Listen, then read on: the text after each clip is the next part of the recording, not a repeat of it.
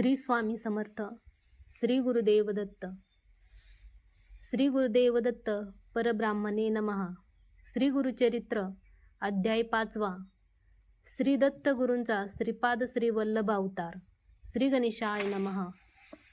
भक्तांचे रक्षण, दुष्टांचा निग्रह आणि ज्ञान प्रसार करण्यासाठी श्रीमन्नारायणाने मत्स्य, कूर्म, विराह, नरसिंह, वामन, परशुराम, रामकृष्ण, बुद्ध, कल्की असे अवतार धारण केले.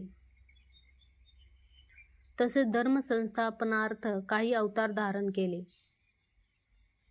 भगवंताची कार्यपद्धती आश्चर्यचरक आणि विचित्रच आहे. कलिप्रभावाने धार्मिकतेच्या मार्गात अडथळे व अव्यवस्था निर्माण झाल्या. परकीय राजांच्या राजवटीत धार्मिक भावनेची अवनती होऊन अधर्माचा प्रताप वाढू लागला. माणसं ज्ञानहीन, आचार विचारहीन, कर्म भ्रष्ट होऊ लागली. सनातन धर्माला अत्यंत संकीर्ण परिस्थितीच्या सामोरे जाण्याचा प्रसंग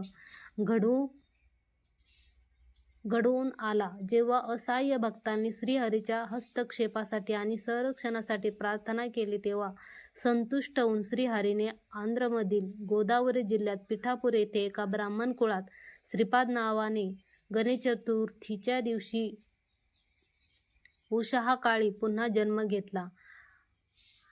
हा श्री गुरु दत्तात्रयाचा प्रथम अवतार होय. हे लक्षात घेतले जाऊ शकते की देव स्वतः गुरु रूपात अवतरित होऊन कार्यनिर्वहन करतो.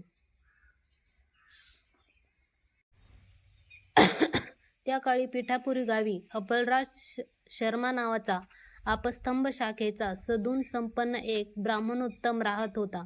तो एक उत्कृष्ट पंडित म्हणून गणला जात असे. महासती अनुसयाच्याच उपमेची सगुणवती आदर्श महापतिव्रता सुमती ही त्याची धर्मपत्नी होती. दोघेही श्री दत्तात्रयाचे श्रेष्ठ भक्त होते. त्यांचे दाम्पत्य जीवन अनुकरणीय होते. देव गुरु भक्त अशा या दाम्पत्याला काळांतराने 2 पुत्र जन्मले. त्यातील थोरला आंधळा व धाकटा लंगडा होता. ते ब्राह्मण दंपती न कंटाळता अत्यंत आसक्तीने त्या दोन्ही विकलांग मुलाचे पालन पोषण करीत असे. नंतर जन्मलेली मुलं जास्त काळ जगली नाहीत, पण सुमती मात्र पतिव्रता धर्मानुसार पतिसेवा, अतिथी, अभ्यंगताच्या सेवेत निरंतर होते. ह्यामुळे आदर्श गृहिणी म्हणून सर्वत्र विख्यात झाली. ती साध्वी सतत श्री दत्ताराधना करीत असे. श्री दत्त नामस्मरण हेच तिचे जीवनाचे यती कर्तव्य व श्वास होते. ती पतिसेवा तिचा परमधर्म बनला होता.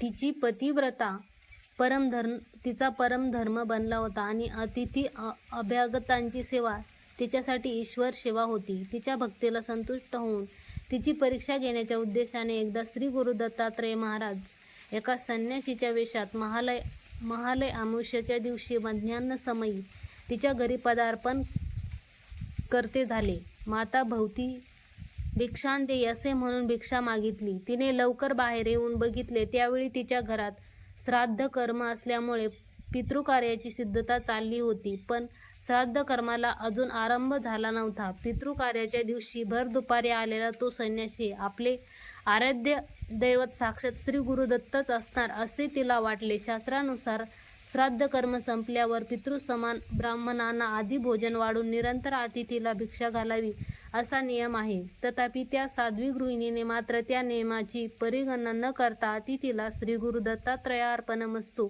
असे म्हणून भिक्षान्न अर्पण केले. तिच्या पवित्र भक्तिभावाला संतुष्ट झालेल्या अतिथीरूपी श्री गुरु दत्तात्रयांनी आपल्या निज स्वरूपात प्रकट होऊन इच्छित वर मागून घेण्याची विनंती केली. श्री दत्तगुरूंचे मंगलमय तेजपुंज अलौकिक त्रिमूर्ती स्वरूप पाहून महाभाग्यशाली सुमती देवी आनंदित झाली. श्री दत्तात्रेय प्रीत्यर्थ अनेक विध स्तवन करीत ती म्हणाली, अवश्य तू समस्त देवतांचा दिव्य स्वरूप आहे. अतिथी रूपाने आगमन करून तू आम्हाला कृतकृत्य केले. आम्ही धन्य झालो. निस्संदेह आमचे पित्र देखील तृप्त झालेत. प्रत्येक जण जीवनात यशस्वी होण्यासाठी तुमचे तुमचे दर्शन इच्छितो. जीवनात आचरल्या जाणाऱ्या सकल सत्कर्माचा आणि धार्मिक प्रथांचा मूळ तत्व व उद्देश भगवंत प्राप्ती आहे. हे विष्णुमूर्ती दत्तात्रेय करुणामयी, तुम्ही ह्या मनोहर रूपात दर्शन भाग्य दिल्यामुळे मागण्यासारखे अन्य काहीही नाही. आम्हाला तुमच्याकडून वरदान मागावेसे वाटत नाही, परंतु आमची केवळ एकच लौकिकार्थ गरज अपूर्ण राहिली आहे. कुलोद्धारासाठी सुसंस्कृत, सुदृढ, सुसंपन्न असा पुत्र व्हावा अशी तीव्र इच्छा सामान्यपणे असे सर्व सांसारिक जीवींना असते. वर्तमानात आम्ही त्या प्रकारच्या संतान भाग्यापासून वंचित आहोत. ते भाग्य अनुग्रह करण्यास जगद्गुरू असणाऱ्या तुमच्यात ते सामर्थ्य आहे अशी प्रार्थना केली. पुन्हा अनेक प्रकारची स्तुती करीत सुमती म्हणाली, हे अत्रिनंदन सच्चिदानंद स्वरूपी गुरुदेवा, भक्तप्रिय अवधूता, परब्रह्मा योगी राजे, महामहिमा असणारे तुझे पवित्र चरण भक्तजनांना कामधेनू आहे. तू सकल चराचराचा उद्धारक आहे.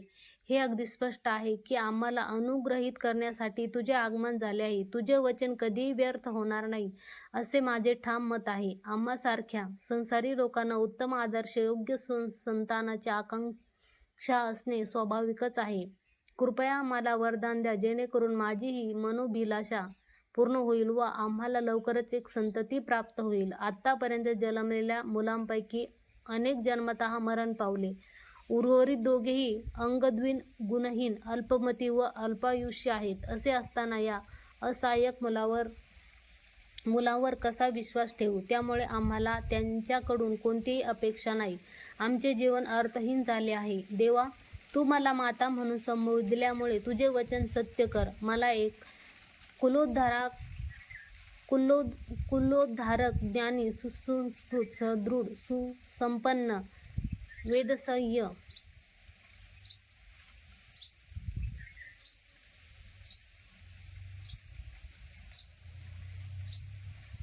मला एक कुलोद्धारक,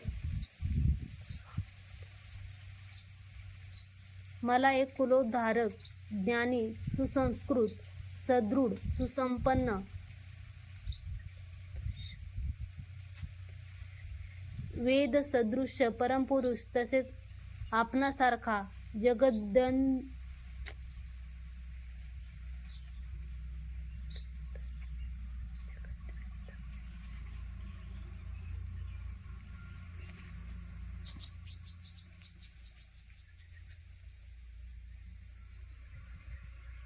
मला एक कुलोद्धारक, ज्ञानी, सुसंस्कृत, सुदृढ, सुसंपन्न, वेद सदृश परमपुरुष तसेच आपणासारखा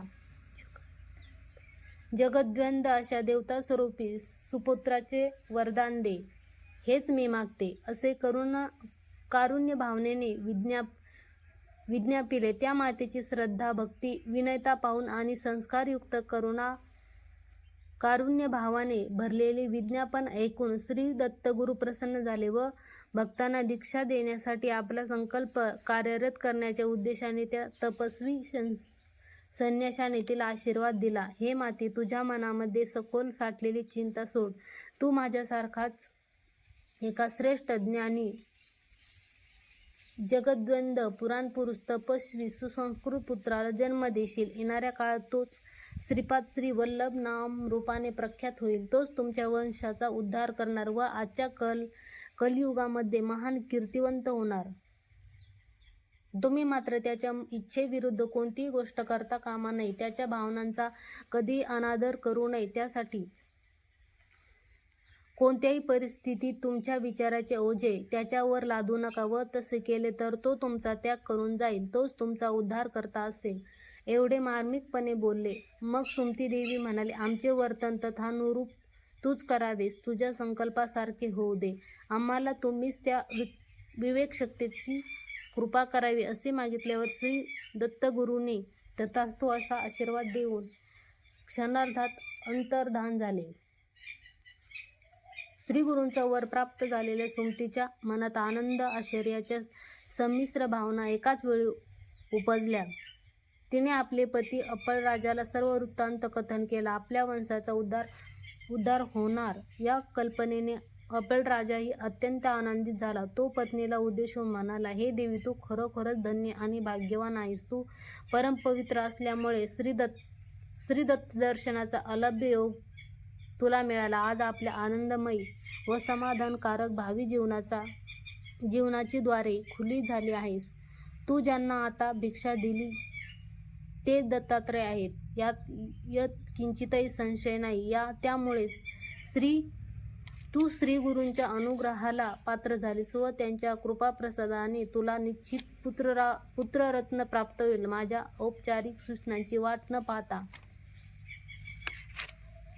अतिथीला भिक्षा देऊन तू सर्वात योग्य कृती केली आहेस. त्यांच्या दर्शनाने आपले पित्र अवश्य तृप्त झाले आहेत. अतिथी कोणत्याही समयी आला तर त्याला भिक्षा अवश्य द्यावी. अतिथी विमुख होणार नाही याची काळजी आम्ही घ्यावी. त्यासाठी माझी अनुज्ञा घेण्याची आवश्यकता नाही. मध्यान्ह समयी श्री दत्तात्रय भिक्षू रूपाने काही ठिकाणी भिक्षाटनाला येतात. माहूरगड, नरसोबावाडी, करवीरपूर, पांचाळेश्वर, औदुंबर ही श्री दत्तगुरूंच्या नियमितपणे वास करण्याची पुण्यस्थळे आहेत. श्री क्षेत्र गाणगापूर तर श्री गुरुला प्रिय असल्यामुळे तेथे सुद्धा त्यांचे विशेष सानिध्य आहे. आपली ओळख होऊ नये म्हणून श्री गुरुदत्तात्रय आपल्या अगाध मायेने बहुविध भिक्षुक रूपाने संपूर्ण पृथ्वीतलावावर भ्रमण करतात. देवा सुमती वदली, स्वामी, आज माझ्याकडून एक चूक झाली आहे. ब्राह्मणाचे भोजन झाल्याविना भिक्षा घालू नये अशी आपली आज्ञा होती, पण मी त्याचे पालन न करता अतिथीला भिक्षा दिली. तेव्हा तिचे सांत्वन करीत अपल राजा म्हणाला, हे सुमती, तू सुमती नावास योग्य आहेस. तू प्रसंगोचित बुद्धिमत्ता दर्शवली आहेस. तू अत्यंत योग्य कार्यच केले आहे. पितरांना अतृप्त करणाऱ्यांच्या आजच्या श्राद्ध कर्माच्या दिवशी देवता सार्वभौम साक्षात महाविष्णूनेच आमच्या घरी आगमन करून भिक्षा भोजन स्वीकारले आहे. श्रीमन नारायण सर्वाच्या पाठी असणारी आधार शक्ती आहे. त्याच्या अनुग्रहाने त्याला भिक्षा अर्पण केल्यामुळे आम्ही सांसारिक कल्पशांतून मुक्त होऊन परिशुद्ध होतो. त्याच्या कृपेने आराधक साधक तत्वज्ञानी होतो. जेव्हा आपण त्याला अन्न अर्पण करून मग आम्ही अन्न सेवन करतो तेव्हा आम्ही पाप कृत्याच्या अशुद्धतेतून मुक्त होतो. निश्चितच पितृलोकात असणाऱ्या आमच्या पितरांना शांती लाभून ब्रह्मलोक प्राप्त झाले. तू चिंताक्रांत होण्याचे काही कारण नाही. निश्चित राहा असे म्हणून आपल्या पत्नीचे कौतुक केले व पुनश्च आपल्या पत्नीला उद्देशून म्हणाले, हे सद्गुणी माझ्या जीवनी सांगाती, गुरूंच्या कृपेसाठी तू पात्र झाली आहेस. त्यामुळे तुला त्यांच्या अनुग्रहाने निसंशय त्यांच्यासारखा पुत्ररत्न प्राप्त होईल. ब्राह्मण दाम्पत्य सदैव श्रीगुरूंची आराधना व ध्यान करीत असत. पुढे काही काळानंतर सुमुहूर्तावर सुमतीने गर्भधारण केल्याचे उघड झाले. 9मा समाप्तीनंतर भाद्रपद शुक्ल चतुर्थीच्या दिवशी प्रभाते शुभ मुहूर्तावर देवोत्तम असा पुत्ररत्न तिला प्राप्त झाला. जन्माला आलेला पुत्र महातपस्वी तसेच साधकांना दीक्षा देण्यास समर्थ असा सद्गुरू, उभयकुळ उद्धार करणारा सिद्धपुरुष, लोककल्याणकर्ता, विश्वविख्यात, जगद्वंद्य असणार व सद्गुरू दत्तात्रयाचा अवतार आहे असे भविष्य ज्योतिषीने वर्तविले. श्री दत्तगुरूंच्या अनुग्रहाने जन्मल्यामुळे त्याचे नावही श्रीदत्त नामांपैकी एक श्रीपाद असे ठेवण्यात आले. अशा प्रकारे परमतत्वाने श्रीपाद श्रीवल्लभांच्या रूपाने एका दिव्य कार्यासाठी, अभियानासाठी पृथ्वीवर जन्म घेतला. लहान वयापासूनच श्रीपाद विविधरंगी चित्रविचित्र लीला करून दाखवित असे. तो बाल्य अवस्थेपासूनच सुसंस्कृत पांडित्य, असाधारण प्रज्ञापाठ प्रदर्शित करीत असे. सृष्टीच्या उत्पत्तीला कारण असणारा प्रणव ओम मंत्राचा उच्चार करीत असे. षोडशकला परिपूर्ण परब्रह्माचा अवतार दत्तात्रय स्वरूपी श्रीपाद बालकाची बाललीला पाहून त्याच्या आईवडील व आसपासचे लोक विस्मयचकित होत असे. सर्वजण आनंदमय वातावरणात रमत असत. वयाच्या 8व्या वर्षी अत्यंत वैभवपूर्ण रीतीने त्या बालकाचा उपनयन संस्कार करण्यात आला. वेदाध्ययन प्रारंभ करण्यापूर्वीच वेदशास्त्राचे किंचितही ज्ञान नसताना या बालकाचे उच्च स्वरात स्पष्टपणे व लयबद्धपणे चारही वेदांतील प्रारंभिक मंत्राचे पठण केले. त्याने ऋग्वेदामधला ओम अग्नी मिळे पुरोहित यज्ञस्य देवमृत्विज होतार रत्न धातम, यजुर्वेदातला ओम ईशत्वोर्जेत्वा वायव्यस्तोपाय वस्त देवो वहा सविता प्रारयतु श्रेष्ठतमाय कर्मणे, सामवेदामधला ओम अग्नि आय हिवितहे गृणानो हवेः दातये निहोताससीबाहर्षी, अथर्वण वेदामधला ओम शनोन्देवाविराष्ट्य आपो भवन्तु पितहे शंयोरभिस्रवन्तुनुहा.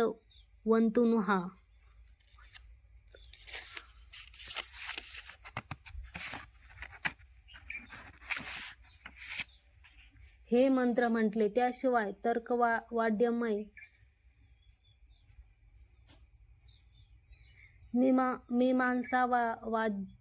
मीमांसादिशास्त्र व्याकरण व घनपंडितासारखे विस्तारपूर्वक सांगू लागला. हे ऐकून समारंभाला आलेले लोक विस्मित झाले व त्यांच्या प्रतिभेचे कौतुक करू लागले. सर्वांना खात्री झाली की तो बालक लोकोद्धारासाठी अवतरलेला अवतारी पुरुष आहे. असे पुढे त्याला अप्रतिम वाड्यमयातील पांडित्य प्राप्त झाले. या बालकाकडून अपार ज्ञानाचा व पांडित्याचा लाभ घेण्यासाठी सर्व वर्णाचे सर्व वयाचे लोक त्यापाशी यायचे आणि त्याच्याकडून वेदशास्त्र धर्म या विषयातील त्यांच्या संशयाचे निरसन करून घ्यायचे.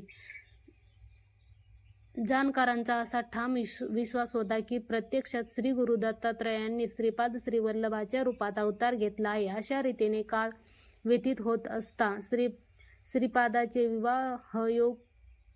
विवाहयोग्य वय झाल्याचे मातापित्यांच्या लक्षात आले. तो आता 16 वर्षाचा झाला होता. पण श्रीपाद मात्र आपले जीवितकार्य पूर्ण करण्याकरिता संन्यासाश्रम स्वीकारण्याच्या विचारात होता. एक दिवस आईवडिलांनी त्याच्याशी विवाहाविषयी प्रस्ताव मांडला तेव्हा श्रीपाद गंभीरपणे उत्तरला, पूज्य मातापिता, माझा जन्म कौटुंबिक जीवन जगण्याकरता झालेलाच नाही. मी संन्यास आश्रमात प्रवेश करण्याची योग्य वेळ आली आहे. मला सांसारिक जीवन जगण्याची आसक्ती नाही. माझ्या जन्माचा उद्देश मला शीघ्रपणे पूर्णत्वाला न्यायचा आहे. विवाह बंधनात पडण्याची माझी इच्छा नाही. कोणत्याही प्राकृत कन्येशी माझा विवाह होणारच नाही. सर्व लक्ष संपन्न सुंदरी सद्गुणी योगश्री नामक एक कन्या मी आधीच निवडली आहे. खरे तर विरक्तीच माझी जीवनसंगाती. मी विवाह करणार असेल तर तिच्याशी इतर सर्व स्त्रिया माझ्यासाठी मातृसमान आहेत. विवाहासाठी तुम्ही मला आग्रह करू नये. संपूर्ण विश्व हेच माझे कुटुंब आहे. मला स्वेच्छेने यती होऊन विहार करायला अनुमती द्या. माझ्या मंगलकार्यासाठी कन्यान्वेषण करण्याची काही आवश्यकता नाही. माझे नाव श्रीवल्लभ असे आहे. तेव्हापासून त्रिमूर्ती स्वरूपी श्रीपादाला श्रीपाद श्रीवल्लभ या नावानेच ओळखू लागले. श्रीपाद श्रीवल्लभ आई वडिलांना वंदन करीत म्हणाला, प्रिय हो, माझ्या संकल्पाच्या विरुद्ध निर्बंध घालू नये. धर्मकार्यासाठी मला उत्तर देशाला निघून दीक्षा घ्यायची आहे. आता समय राहिलेला नाही. माझ्या जन्माचा उद्देश त्वरित पूर्ण व्हायला पाहिजे. पुत्राचे वचन ऐकून मातापिता खूप अस्वस्थ झाले. त्यांनी श्रीपादाजवळ याचना केली, वत्सा, तुझ्या जन्मापूर्वी आम्ही संसारात खूप कष्ट, नष्ट, दुःख, व्यथा, समस्या अनुभवल्या. तुझ्या जन्मानंतर ते सगळे विसरून सुखात जगत आहोत. आता आम्ही तुझ्याशिवाय क्षणभरही जगू शकत नाही. खरे तर पुत्राला मातापिता सर्व काही असतात. त्यापेक्षा श्रेष्ठ देवही नसतो. त्यांची सेवा हीच ईश्वर सेवा होय. आम्ही जिवंत असेपर्यंत आमच्या सोबत राहून आमची सेवा करणे हाच खरा उन्नत पुत्रधर्म, जो योग्य पुत्राने पाळावा, नाही का? वृद्धापसमयी आणि विशेषतः आधी जन्मलेल्या दोघा मुलांच्या असहाय्यता व अंगविकलेच्या परिस्थितीत आमच्या पुत्राने आम्हाला असे सोडून जाणे योग्य नव्हे. अशा परिस्थितीत तुझ्या विरहाचे दुःख आम्हाला सहन होणार नाही. तुझा हा निर्णय ऐकून आम्ही दिशाहीन झालो आहोत, असे आर्तुधनीने सांगितले. तेव्हा श्रीपाद दुःखाश्रू पुसून तिला समाधान करण्याचा प्रयत्न करीत म्हणतो, हे माते, यापुढे तू दुःख करू नकोस. यानंतर तुम्ही शांततापूर्ण व तणावमुक्त आनंदमय जीवन जगाल. माझ्यात उत्तम संस्कार रुजून तुम्ही माझ्या संगोपनात जे काही केले त्याबद्दल मी तुमचा सदैव ऋणी राहीन. तुमच्या प्रती जे ऋण आहे ते मी एका जन्मात कसे फेडू? मी असंख्य वेळा जन्मलो तरी त्याची परतफेड करू शकत नाही, पण मी तुमची सर्व मनोकामना अवश्य पूर्ण करीन. तुमचा सुपुत्र असल्यामुळे हाच माझा परमधर्म होय. माझ्यासारखा योग्य मुलगा आपल्याच आईला निराश करून अधोगतीला कसा पावेल असे वचन दिले. आई सुमतीला समाधान झाले नाही. आईचे समाधान व्हावे म्हणून श्रीपाद श्रीवल्लभाने आईवर एक अमृतदृष्टी फिरवली व अत्यंत मृदू भाषेत तिच्या मनाचे सांत्वन करीत तिला शांत केले. तसेच आत्मीयतेने व प्रेमाने समृद्ध आपल्या अमृतदृष्टीने त्या अंगहीन व नेत्रहीन बंधूवरही कृपादृष्टी टाकताच लंगड्याला पाय व आंधळ्याला दृष्टी क्षणार्धात प्राप्त होऊन दोघे सदृढ झाले. त्यांचे वैकल्प लोप पावले. शिवाय ते दोघेही स्वरूपवंत आरोग्यवंत झाले. श्रीपादरायांनी त्यांच्या भावी जीवनाच्या कल्याणासाठी आशीर्वाद दिला. तत्क्षणी त्यांच्यात चमत्कारिक परिवर्तन घडले. लगेच त्यांना वेदशास्त्राचे ज्ञान मुखोद्गत झाले व त्वरित वेदशास्त्राचे पठण करू लागले. त्यानंतर श्रीपादरायांनी आपल्या सहोदरांना संबोधिले. प्रिय सहोदरांनो, मातापिता देवता समान मानून प्रीतिवात्सल्याने त्यांची काळजी घ्या. मातापित्यांकडून मिळणारे प्रेम इतर कोणाकडूनही मिळत नाही. मातापित्यांची उत्तमरित्या सेवा करीत लौकिकार्थात उत्कर्ष, सुख, समृद्धी, ज्ञान, दीर्घायुष्य, आरोग्य व परमपुरुषार्थ प्राप्त करून घ्या. असे केल्याने जीवनात कोणत्याही प्रकारची उणीव तुम्हाला भासणार नाही, असे अभिष्टचिंतन व्यक्त केले. श्रीपादराय पुन्हा एक वार मातापित्यांच्या चरणावर नतमस्तक झाले आणि आईला उद्देशून म्हणाले, प्रिय माते, तुम्ही दुःखी होण्याचे कारण राहिलेले नाही. तू आता तुझ्या शतायुषी व सशक्त पुत्रांसोबत आनंदाने जग. ते तुमच्या वृद्धसमयी अनुकरणीय पद्धतीने तुमची काळजी घेतील. आता यापुढे तुम्हा दोघांचेही कष्टाचे दिवस संपले. माझे दैवदत्त कर्तव्य पूर्ण करायला मला देशाटन करायचे आहे. ज्ञानमार्गावर असलेल्या भक्तांना दीक्षा देण्यासाठी मला उत्तर दिशेला प्रयाण करायचे आहे. तुम्ही माझ्यावर कृपा करा व माझी मागणी मान्य करून आनंदाने मला निरोप द्या. तुम्ही निश्चित राहा, मी तुम्हाला दर्शन देण्यासाठी पुन्हा येणार. असे अभय देऊन मातापित्यांना 3 वेळा प्रदक्षिणा घालून साष्टांग नमस्कार केला व प्रयाणासाठी त्यांची अनुमती मागितली. त्यावेळी श्रीपाद श्रीवल्लभाच्या मातापित्यांना भिक्षुकरूपी अतिथीने यापूर्वी सांगितलेल्या वचनाचे स्मरण झाले. त्यांनी कोणताही विचार न करता त्याच्या शब्दाचे पालन करण्याचा संकल्प केला, कारण त्यांनी हे जाणले की त्यांचा मुलगा संपूर्ण विश्वाचा पुत्र आहे, ज्याचा जन्म लोककल्याणासाठी व लोकोद्धारासाठी झाला आहे. या वियोगाच्या क्षणी श्रीपादरायांनी आपल्या मातापित्यांना आपले निजरूप दाखवले. शेवटी आईला दिलासा झाला. श्रीपादांनी आईची संमती मागितली आणि प्रयाणासाठी सज्ज झाले. आई वडिलांचे असे मत होते की त्यांनी जगाच्या कल्याणार्थ अवतार घेतलेल्या आपल्या मुलाची आज्ञा पाळली पाहिजे. शेवटी ते त्यांच्या विचाराशी पूर्णपणे सहमत होते व त्यांच्या प्रयाणाला त्यांनी मोठ्या मनाने संमती दिली. वयाच्या अवघ्या 30व्या वर्षी श्रीपाद गुरुजी तीर्थयात्रेला निघाले. योगमायेने काशी, बद्रीनाथ या क्षेत्रे जाऊन काही काळ तेथे वास्तव्य केले. तिथून अनेक क्षेत्राचे पर्यटन करीत त्या सर्वांना आपल्या पादस्पर्शाने पुनीत केले. यात्रेच्या वेळी त्यांनी योग्यता व पात्रता असलेल्या अनेकांना ज्ञानमार्गाची दीक्षा दिली. त्यानंतर मनोवेगाने ते गोकर्ण या पवित्र क्षेत्री पोहोचले. तेथे त्यांनी 3 वर्षे तपोव्रताचे आचरण केले. तिथून मग श्रीपाद स्वामींनी पवित्र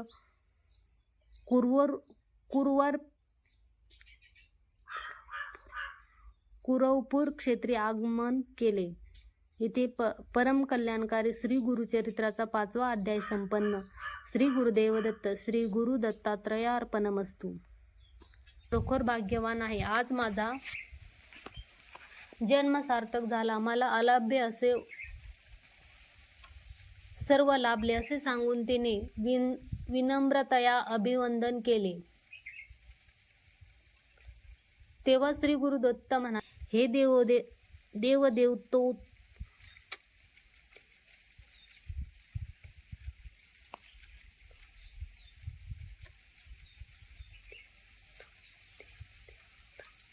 हे देवदेवोत्तम गुरुदेवा, मी